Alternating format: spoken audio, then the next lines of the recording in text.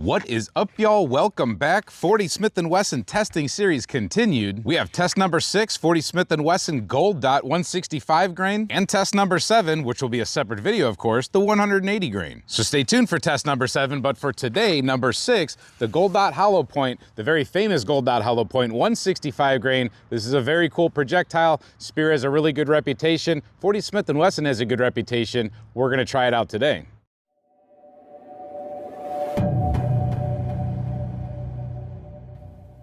And when I say 40 Smith & Wesson has a great reputation, it's for being powerful, not exactly being popular, but who cares about the popularity contest? Take a look at that hollow point cavity right there. This thing should open up very well. And if we get good velocities, we'll be dumping some really good foot-pounds at the same time. So real quick, let's go over testing protocol for today. Both of our firearms today will be Smith & Wessons. We will start with the M&P Shield, which has about a 3-inch barrel. This just has regular 3-dot white iron sights. And then we have the Smith & Wesson M&P Metal 40 caliber with a CV Life red dot on top. We'll be using these firearms hopefully to hit the center X rings or at least close to them on these B8 targets. We'll be about 21 feet off those targets. We'll send those shots past the Garmin and through a Caldwell, and we'll figure out velocity in foot-pounds. Now I'll be shooting these targets offhand, no bench, no rest, no nothing like that. We're just doing practical accuracy. Then we'll be sending a round from each pistol through 10% clear ballistics gel. We have a 16-inch block backed up by a 20-inch catcher block, and then we'll analyze the recovered projectiles. Testing explained, let's get to shooting. All right, first up is the M&P Shield, 5 shots into that B8 target.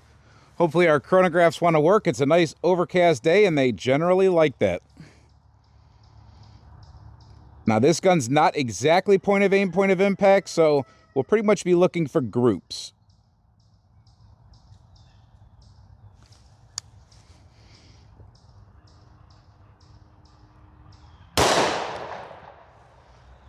We have 1074.1 and 1083 downrange.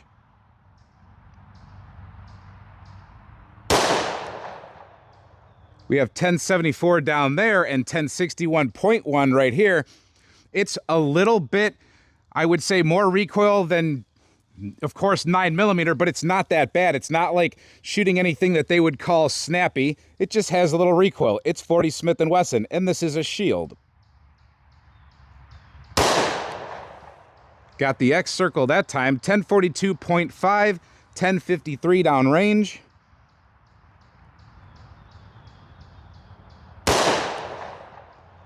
1066.3 and 1079.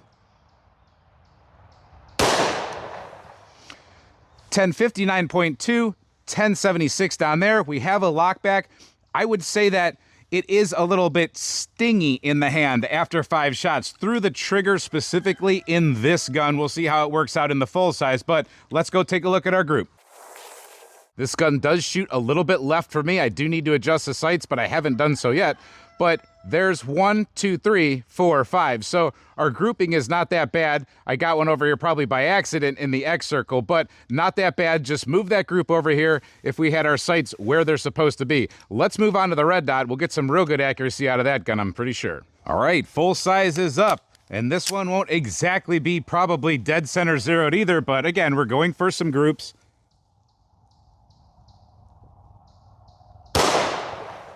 Shot a little bit low with this particular zero, 1062 and 1155.6.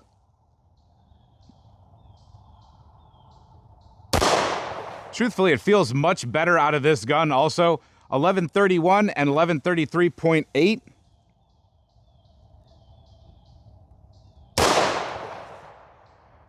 1144.3 and 1140.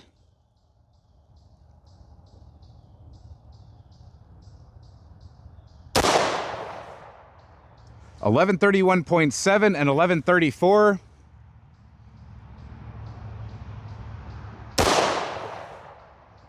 1137.6 and 1143, and we are empty. We stacked them in pretty good. Let's go take a look.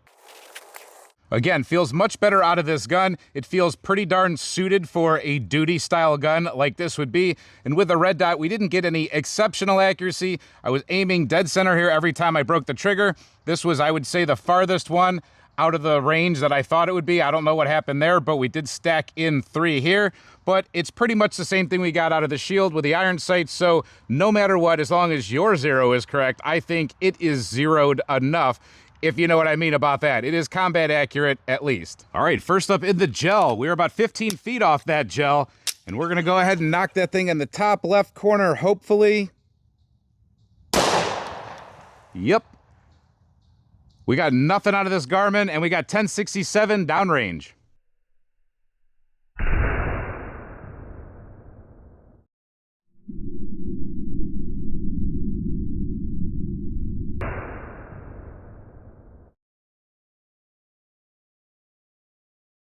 All right, you want to talk about beautiful. That is a really good strike, and camera guy's getting a really good look at that spiral pattern it did. It opened up beautifully like Gold Dots usually do, but wow, what a nice entrance pattern. That thing is like artwork. Let's take a look from the side. All right, and you can kind of see that awesomeness from the side. Not as good, but what you do see is just, in general, a very good wound channel. It starts out like every other jacketed hollow point would. It's a little bit more in the beginning. You guys saw the slow motion. I haven't even seen that yet, but this is what we're ending up with as the permanent wound cavity in the gel. Just a nice, good entrance wound with a nice tapering effect as it goes down.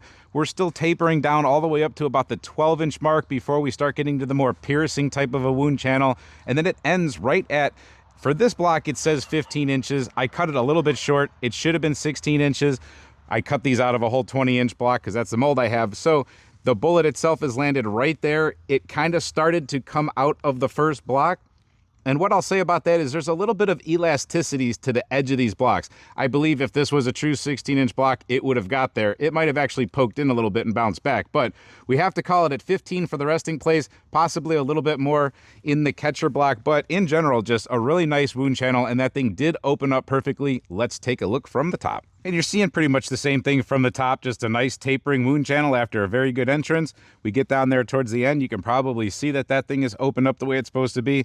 We'll dig it out and do all the measurements at the end, but very beautiful, very nice, very consistent wound channel. Let's step it up a notch in barrel length and see what we get.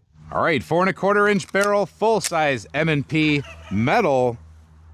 Let's see what we get. I'm gonna try to do some placement to hopefully get the next test in the same block. So if that all works out, I don't know, we went awfully low. I'm not sure if that'll do the trick. 1141 and nothing here on the Garmin again. Let's go take a look.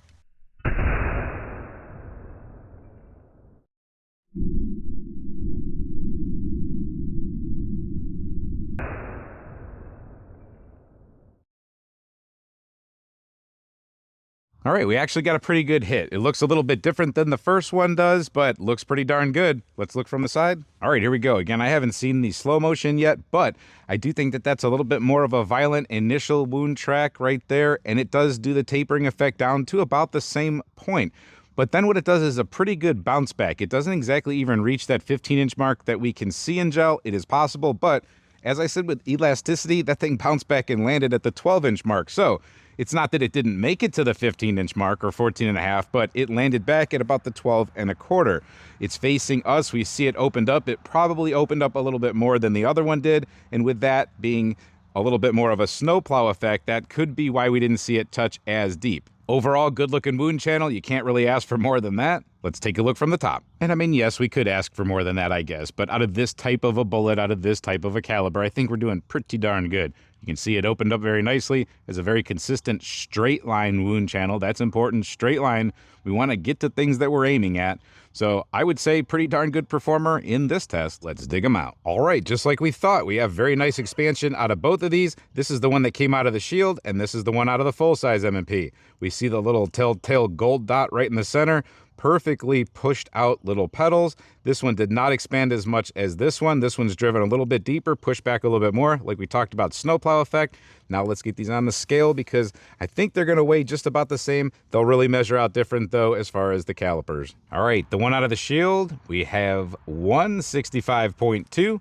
These type of rounds don't lose anything if they're going at their recommended velocity. They're bonded, they're beautiful, and they just don't shed a whole lot. 165.4 on the M&P full-size. The one out of the Shield at its widest point, including a little bit of a talon point right there, is 0.676 inches. A measurement without that little talon sticking out would be 0.667 inches. And the one that curled back and pushed back a little bit more is actually not that much different, 0.664 inches. And let me get one more measurement off of this one. This is probably its widest point at 0.683 inches. So Gold Dot's pretty darn consistent, usually most of the time. There's the numbers, there's the information, use it as you see fit. We're gonna go ahead and try to get the 180 grain in the same block so we can kind of look at it side by side. I think we left ourselves enough room. Thank you for watching this test. Hope to see you at the next test. And until then, stay safe, have fun, and keep shooting. Don't forget about 40 Smith & Wesson.